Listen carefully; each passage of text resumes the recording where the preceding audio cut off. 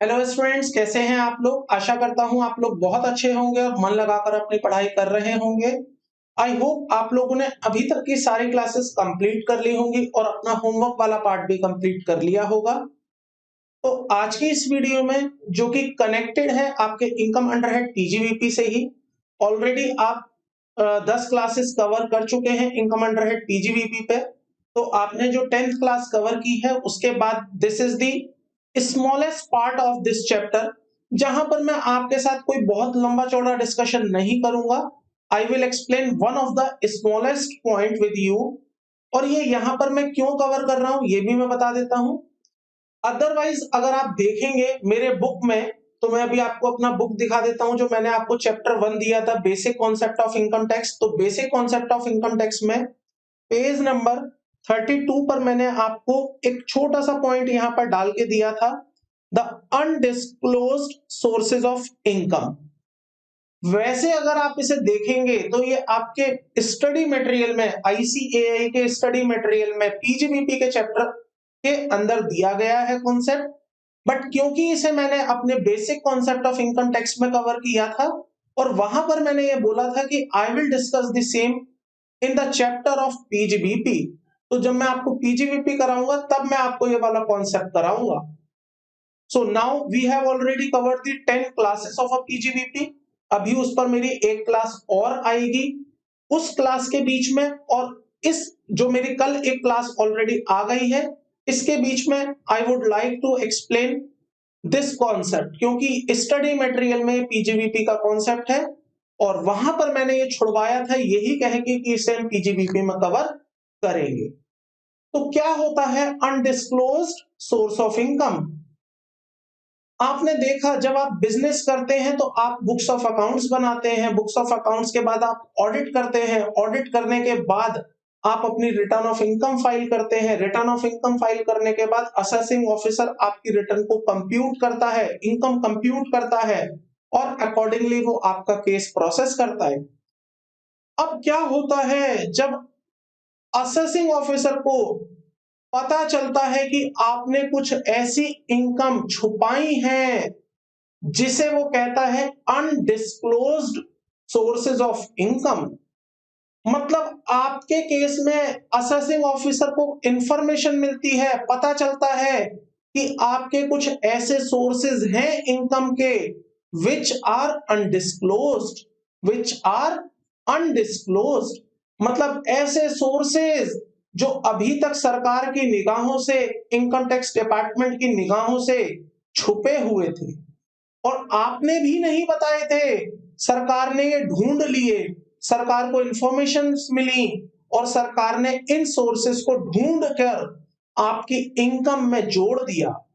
और जब ये वाले सोर्सेस जो मैं अभी आपको एक्सप्लेन करूंगा what are the undisclosed sources, तो जब ये सोर्सेस सरकार आपके ढूंढ लेती है, पकड़ लेती है, तो वो सोर्सेस आपके कहलाते हैं अनडिस्क्लोज्ड सोर्स ऑफ इनकम।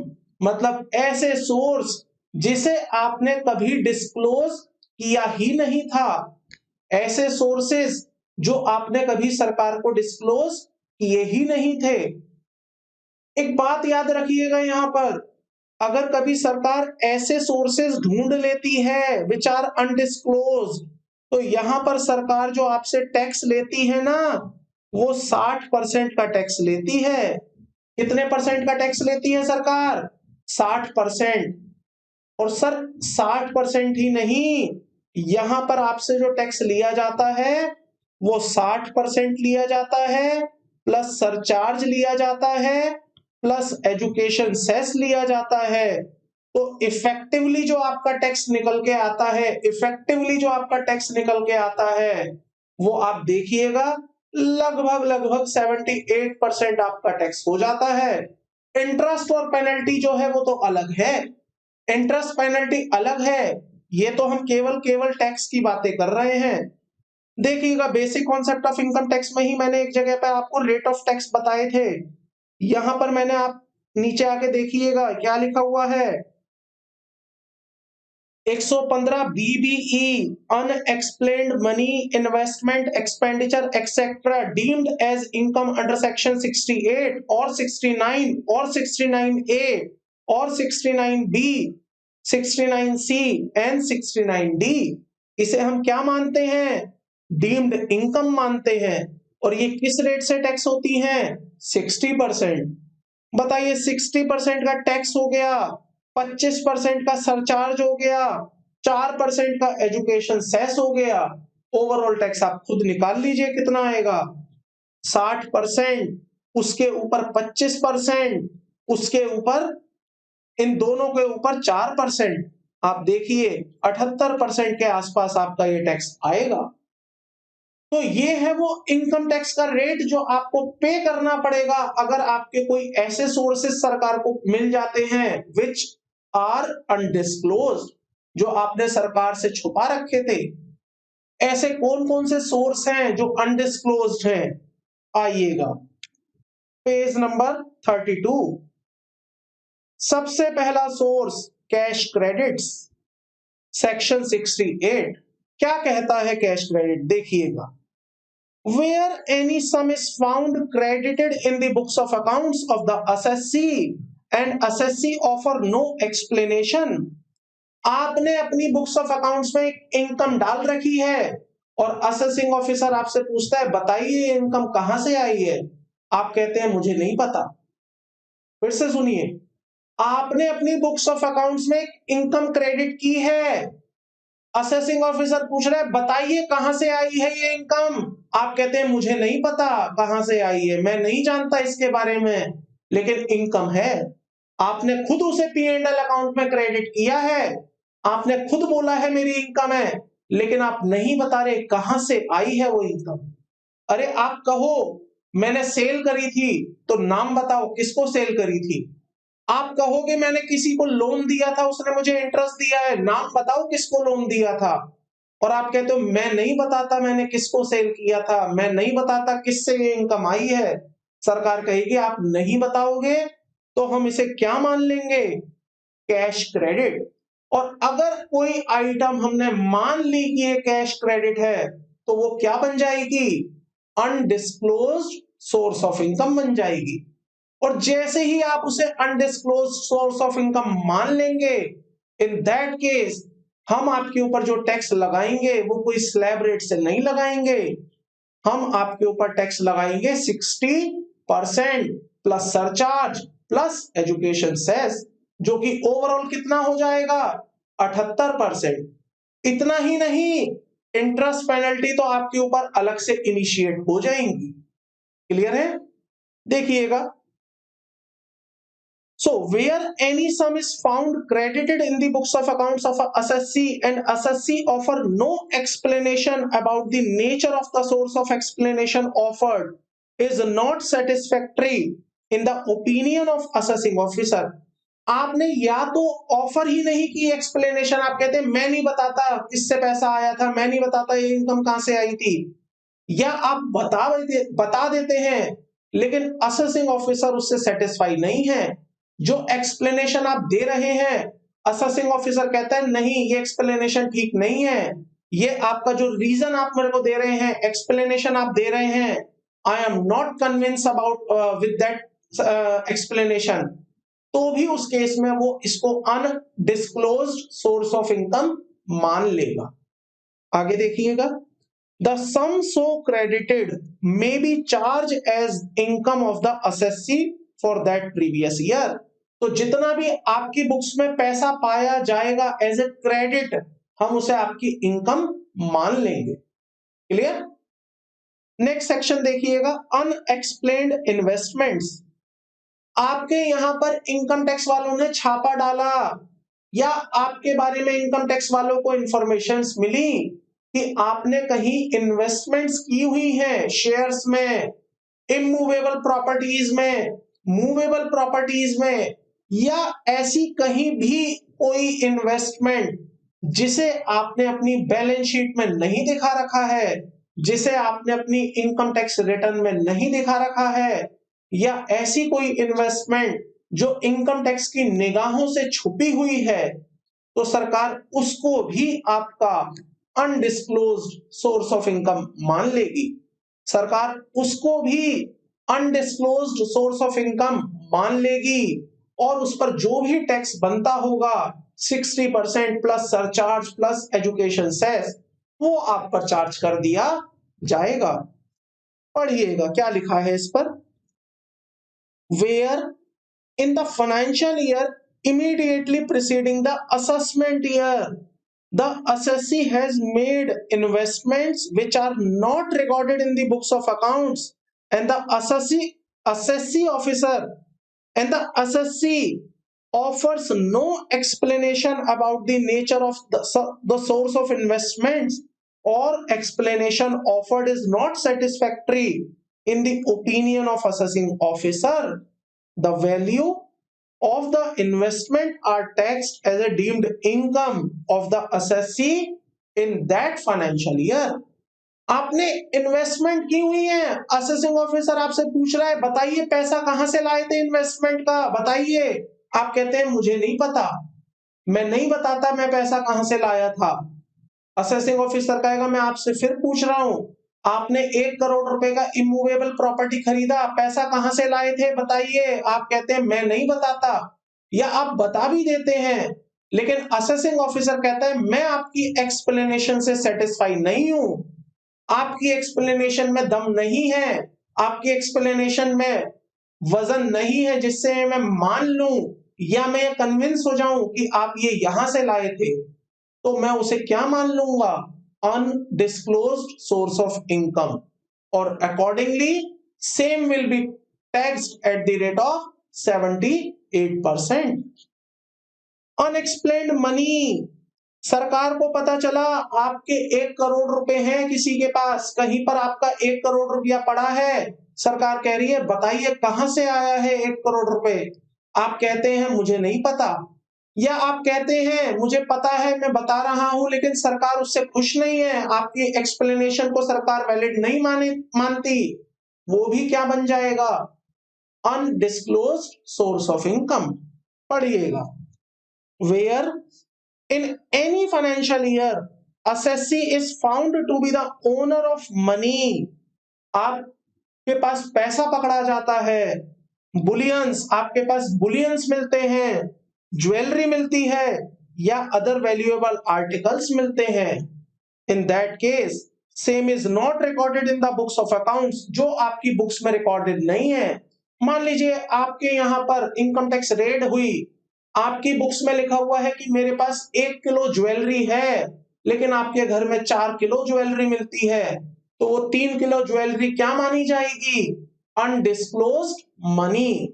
और अनडिस्क्लोज्ड मनी जब मिलेगी तो हम उसे क्या मान लेंगे, डीम्ड इनकम मान लेंगे, और डीम्ड इनकम मान के क्या करेंगे, 78% से टैक्स कर देंगे, इंटरेस्ट पेनल्टी अलग से आएंगी। आगे देखिए, and assessee offer no explanation about the nature of the source of acquisition of such money। Officer आपसे पूछ रहे हैं बताइए 3 किलो ज्वेलरी कहां से लाए, आप कहते हैं मुझे नहीं पता कहां से लाए।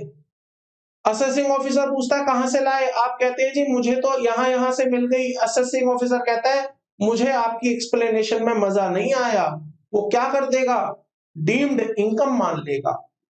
कैसी इनकम मानेगा, undisclosed sources of income, bullion etc, or the explanation offer is not satisfactory in the opinion of assessing officer, the money and the value of bullion may be deemed to be the income of assessee of such financial year, of such previous year। Clear है यहां तक।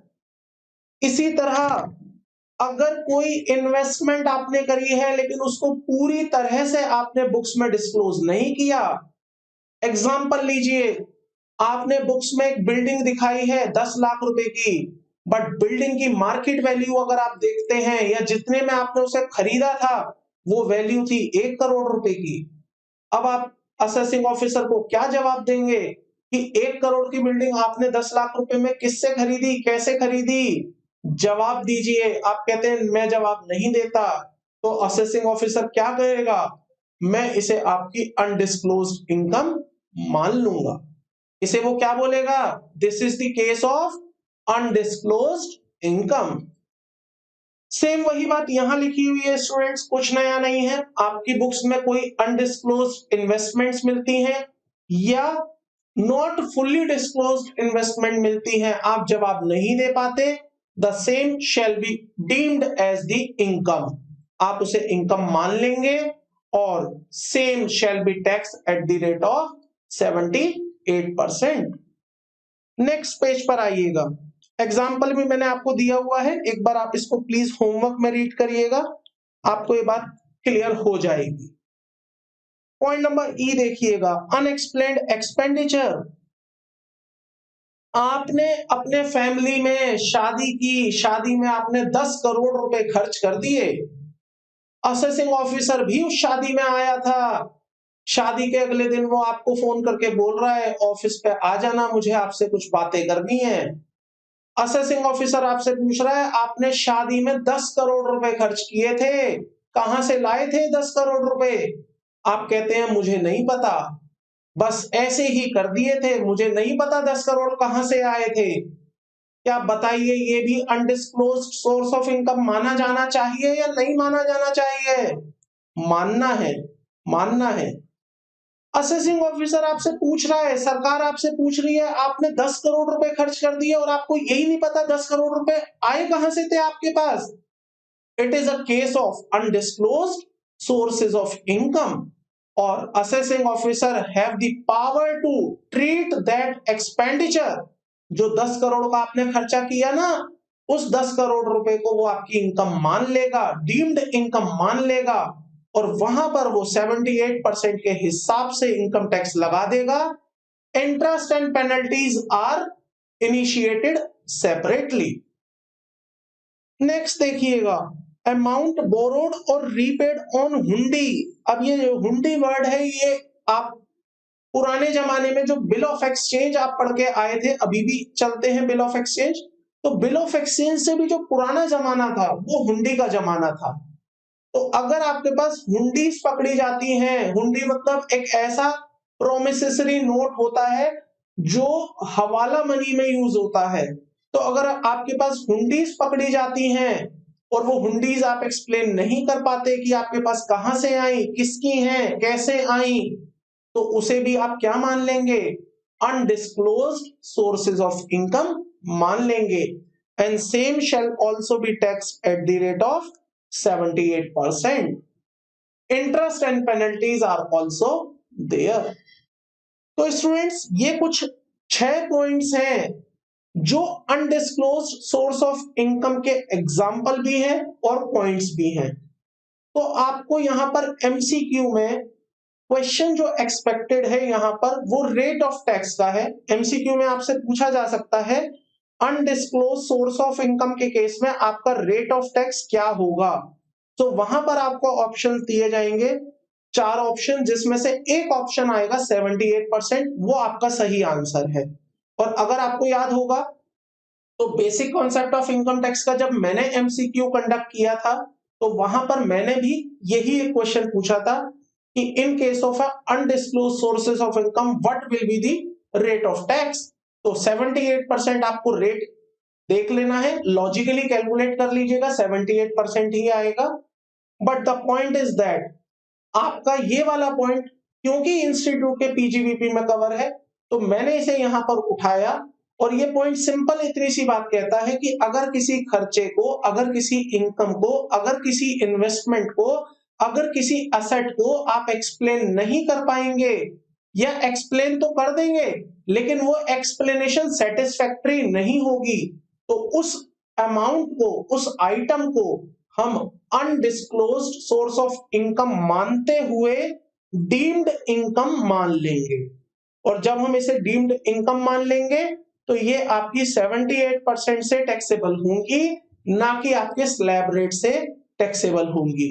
और मजे की बात, यहां पर हम आपको कोई डिडक्शन भी नहीं देंगे, कोई डिडक्शन नहीं, कोई एक्सपेंडिचर नहीं, पूरा का पूरा आपके इनकम का पार्ट बना देंगे। क्लियर है यहां तक? इतनी सी बात थी स्टूडेंट्स, इस वाले सेक्शन में कोई बहुत यहाँ पर रॉकेट साइंस वाली चीज नहीं थी, बट मैंने ठीक समझा कि मैं आपको एक सेपरेट वीडियो में इस वाले कॉन्सेप्ट को बता पाऊं, क्योंकि काफी स्टूडेंट्स कंफ्यूज हो रहे हैं वो इस चैप्टर को जब बुक में देख रहे हैं तो वहां पर चैप्टर 1 में बात लिखी है, बट वीडियो में वहां पर मैंने कवर नहीं की है। सो आई थॉट कि मैं आपको यहाँ पर इस पर एक वीडियो दे दूं ताकि उन सभी स्टूडेंट्स की कंफ्यूजन दूर हो जाए और आपका ये वाला पॉइंट यहाँ पर कवर भी हो जाए। तो आज की इस वीडियो में केवल इतना ही था, बहुत ज्यादा मैं आपसे बात नहीं कर रहा हूं इस वीडियो में। नेक्स्ट वीडियो में जो मैं इनकम अंडरहेड पीजीवीपी की मेरी क्लास 11 है वो आपके साथ एडिशनली शेयर की जाएगी, उसमें हम अपने बचे हुए सेक्शंस की बातें करेंगे। तो चलिए आज की वीडियो में केवल इतना ही है। नेक्स्ट क्लास में नेक्स्ट वीडियो में मैं आपको मिलता हूं रिमेनिंग प्रोविजंस के साथ। तब तक के लिए थैंक यू, बाय बाय।